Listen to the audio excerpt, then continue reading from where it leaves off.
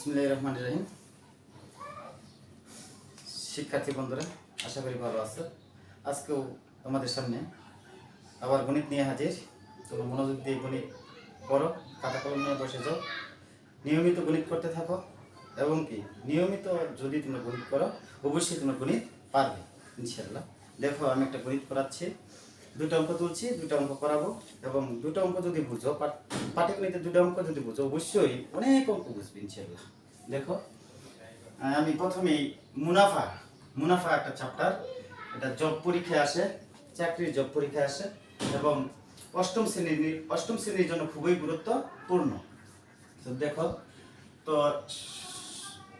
সরল মুনাফার সূত্র, সরল মুনাফা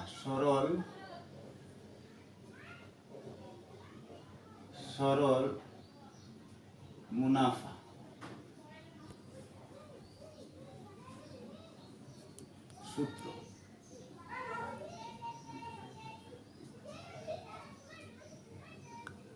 I equal to PRN।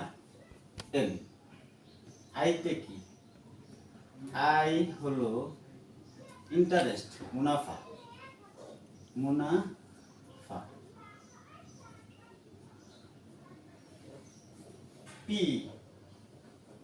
P তে আসল, মানে প্রিন্সিপাল, আসল মূলত বোঝায় আসল।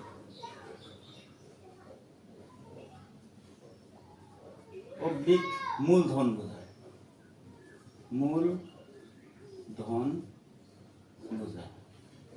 তারপর হচ্ছে আর তে interest of rate of interest, মানে শতকরার হার বোঝায়, শতকরার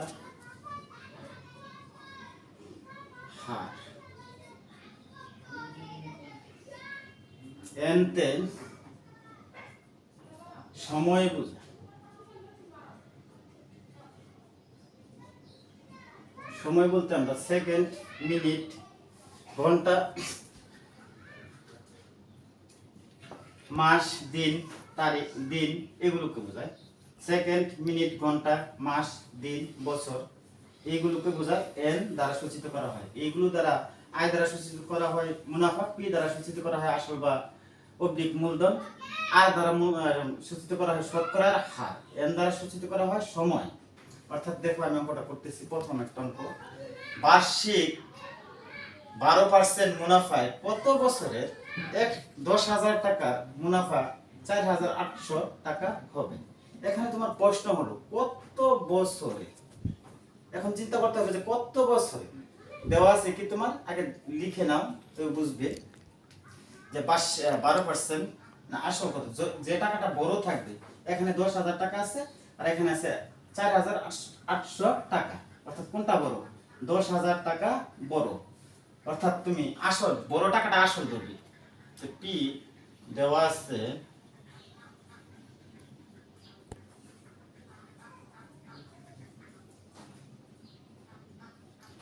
পি ইকুয়াল টু 10,000, তারপরে মুনাফা মানে আয়, মুনাফা আছে 4,800 টাকা, 4,800 টাকা, 4,800 টাকা মুনাফা। তারপরে তোমার হার দেওয়া আছে বার্ষিক 12% মুনাফা কত বছর, কত এই শব্দটা তোমার ইন্ডিকেট করতে হবে। তার হারটা দেওয়া আছে কত? আর ইকুয়াল টু 12%। এখন তোমার কি নাই? দেখো, সূত্রের মধ্যে কি আছে যে I equal to PRN, এখানে দেওয়া আছে PIR, অর্থাৎ তোমার নাই কি N, তো কি ঠিকই তো আছে।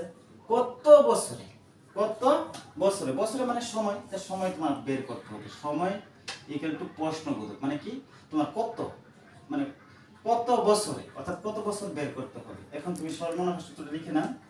তা I equal to PRN, তো PRN তোমার চাইছে কি, তোমার চেয়েছে বছরে, কত বছরে তা 4,800 টাকা হবে, মুনাফা 4,800 টাকা হবে। দেখো তুমি এভাবে করতে পারো, P R N chart change করে আই, তো তোমার চাইছে কি, অর্থাৎ চেয়েছে তোমার সময়, সময়টা কত বছর, মানে সময়টা চেয়েছে সময়, এটা ইনটু আকারে আছে, ভাগ আকারে নিয়ে যাও, পি আর, অর্থাৎ এখন তুমি মুখস্থ করলে, অর্থাৎ যদি তুমি কি চাইছে তালিকা উপরে আই লিখে পি আর লিখলে, পি আর লিখলে হয়ে যাবে, প্লাস এইটা লিখলেও হবে, কিন্তু তুমি যদি চার্ট সাইড চেঞ্জ করে দেখো তাও তোমার হবে, কোনো সমস্যা নাই। দেখো তো আই কি, অর্থাৎ মুনাফা, মুনাফা তোমার কত টাকা দেওয়া আছে, 4,800 টাকা, 4,800 টাকা, 4,800 টাকা লেখো। পি মানে আসল, আসল তোমার কত টাকা, 10,000 টাকা। আর কত দেওয়া আছে, আর দেওয়া আছে, আর মানে রেট, শতকরার হার 12%, 12%। এখন তুমি এখানে দেখো 12%, তো 5% সমান কি, মানে 100 টাকা, মানে পার্সেন্ট বলতে 100, তো 100 টাকা 5 টাকায় কত মুনাফা, 100 টাকায় এক বছরে 5 টাকা মানে কত আর কি, তো পার্সেন্ট বলতে 5% বলতে 5% বলতে 5/100 টাকা, এটা বোঝা, অর্থাৎ 5%, 7% বলতে ওটা বোঝা, অর্থাৎ 7% বলতে তোমার কি বোঝা, 7/100 বা 100/7, এটা বোঝা। তো দেখো তো তোমার কি 48,00/10,000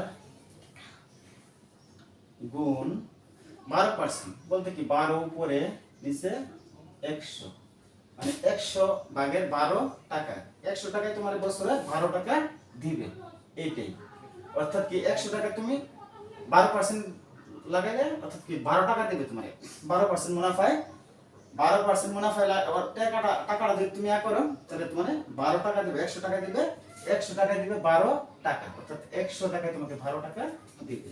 অর্থাৎ এখন তুমি কি করো, কাটাকাটি করো, এখানে 2 শূন্য, এটা উপরে এটা নিচে, কিন্তু এখানে 2 শূন্য, এই 2 শূন্য, এখানে 2 শূন্য কেটে দিলা, এইভাবে কাটলা, কত থাকলো তোমার 100, 2 শূন্য চলে গেল, এখানে আবার এই জায়গায় 2 শূন্য, উপরে 2 শূন্য, এইভাবে কেটে দিলা, থাকলো কত 48, অর্থাৎ এখন তোমার রয়েছে থাকলো কি 12, হ্যাঁ 4/12 48, 4/12 48, তুমি কাটাকাটি করলে 4/12 48, অর্থাৎ 4 বছর, অর্থাৎ তোমার কত বছর, তোমার ইন্ডিকেট কি করেছে, কত বছরে, 4 বছর, 4 বছরে তোমাকে কত টাকা দেবে, 10,000 টাকায় 4,800 টাকা মুনাফা দেবে, 10,000 টাকায় মুনাফা দেবে, অর্থাৎ কি তোমার চিন্তা করতে হবে যে 12% দেওয়া আছে, কত বছর এটা নাই, তাহলে কি আসল তোমার 10,000 টাকা, মুনাফাটা দিবে আর 4,800 টাকা দিবে, কত পার্সেন্ট, 12%, কত বছরে, এই বছরটাই তোমাকে ইন্ডিকেট করে বের করতে হবে, বছরটা তোমার খেয়াল রাখতে হবে, অর্থাৎ কি তুমি সুন্দরভাবে যা যা লেখা আছে, তা যা দেওয়া আছে তা লিখবে, যা দেওয়া নেই তা লিখবে না, তাই ওটাই তোমাকে কি বের করতে হবে। পি দেওয়া আছে, আয় মানে মুনাফা দেওয়া আছে, আয় মানে শতকরা হার দেওয়া আছে, এন মানে সময় দেওয়া নেই, এটি তোমার বের করতে হবে। তারপরে সরল মুনাফা সূত্র তুমি মুখস্থ করে নেবে, মুখস্থ করে লিখে নেবে, হয়ে যাবে। অর্থাৎ কি তুমি যদি একেবারে টেকনিক আকার অঙ্ক পারতে চাও, অবশ্যই তোমাকে আগে বিস্তারিত জানতে হবে, বেসিক গুলি তোমার আইডিয়া করতে হবে, তারপরে তুমি অবশ্যই অঙ্ক পারবে। আরেকটা অঙ্ক দেখো, আমি করাচ্ছি।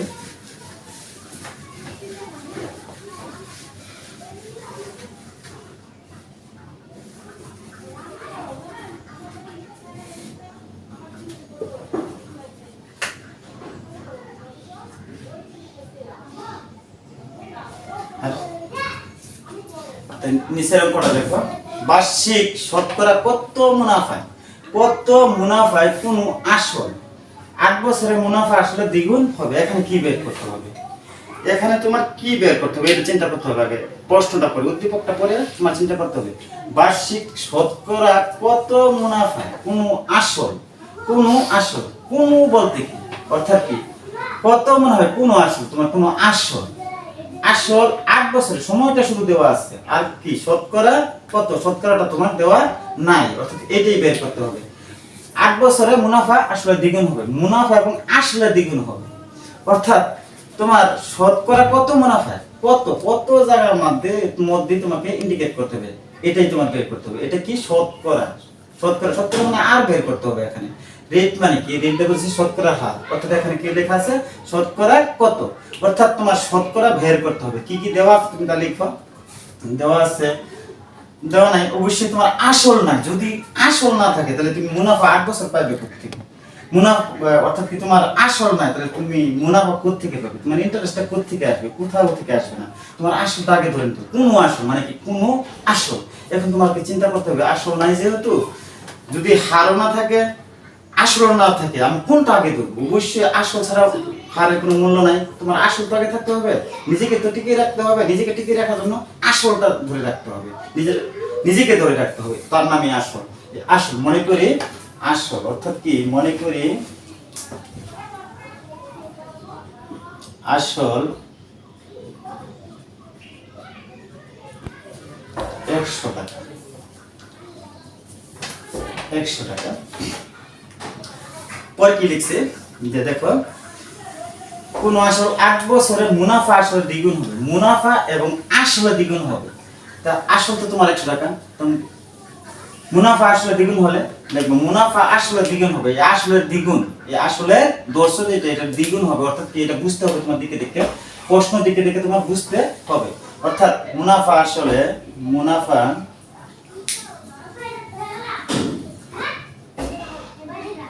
মুনাফা আসলে দ্বিগুণ হলে, দ্বিগুণ, দ্বিগুণ অর্থ 2, দ্বিগুণ হলে, দ্বিগুণ হলে আসল, দ্বিগুণ হলে